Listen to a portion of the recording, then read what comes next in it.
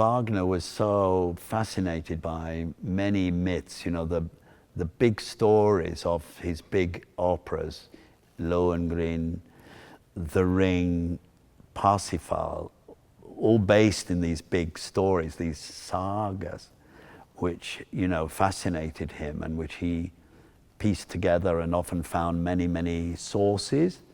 So in the end, he assimilated in a way, what he wanted to draw, to take from these stories, these sagas, and to put them into a form for his own operas.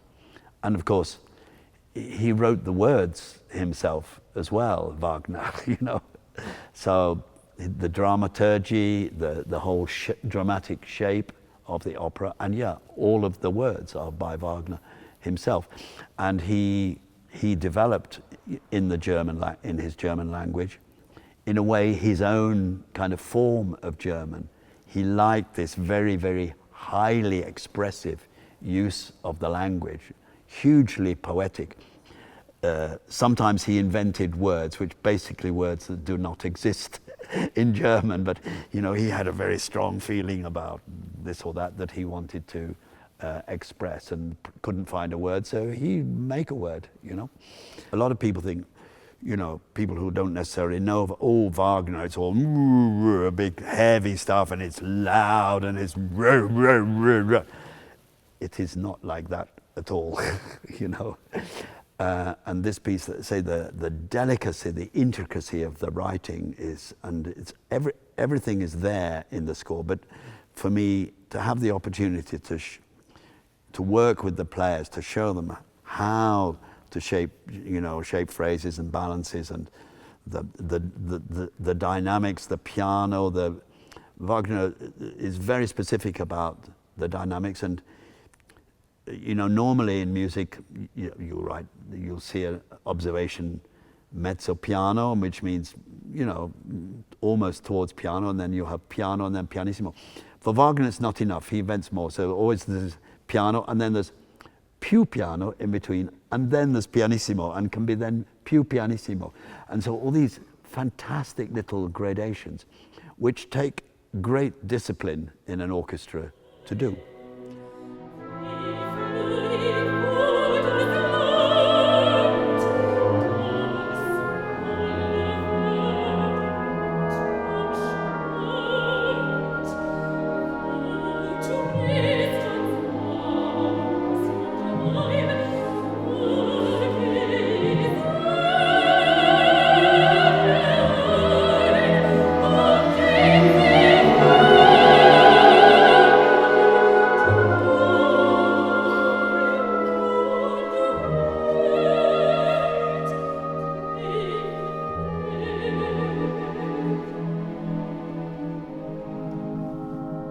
For me, the important thing is that they are transfigured through love to be the same person and have the same experience. So for me, it doesn't really matter whether they die or not.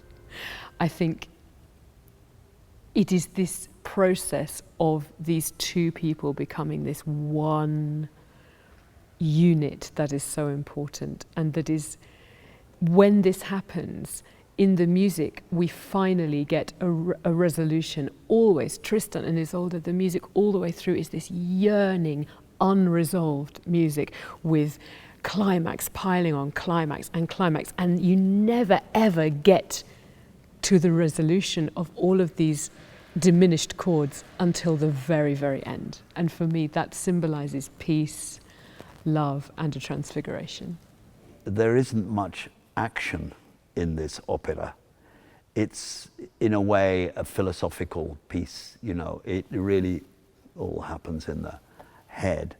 I mean, you know, they come on and at some point somebody gets stabbed or whatever, you know, and Tristão dies and things, but, you know, not much happens in that way, except that this great philosophical conversations about situations and feelings and things and atmosphere.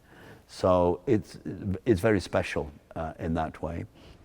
I think one of the things that Richard and I have been discussing together with Lars, who's playing Tristão, is the unconsummated love between Tristão and Isolda. We all agree that they never get to make love. The important thing is the spiritual connection, the emotional connection, not the physical connection. And so many times in productions, actually not that I've been involved with, they've all been really more esoteric actually than physical, but you see, people rolling about on the stage, and for me Tristão and Isolda is not about that. It's about the emotional journey, the psychological journey and the spiritual journey. I think this whole thing they talk about so much, yes, of two people becoming completely one, and being able to, this one, do Tristão, do Isolda, speaking one another. Tristão could be the Isolda, and Isolda could be the Tristão, and this kind of highly idealized way of a relationship they talk about, and there's a lot of very philosophical stuff about the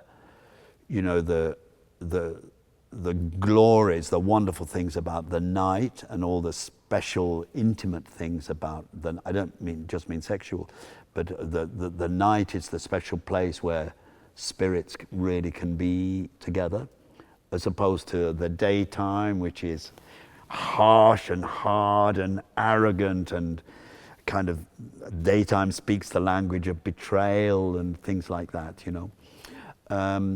And all this, it's this very philosophical stuff about relationships, which is fascinating. But through the power of the music, it becomes absolutely fascinating.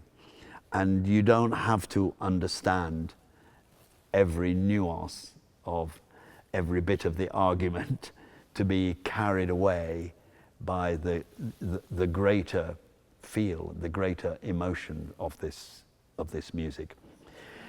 It is, in a way, so complex, the words. Often people, or perhaps almost nobody, really understands, can say they're the master. Yeah, this is the interpretation of that. It's not like that at all, any more than it is with the music,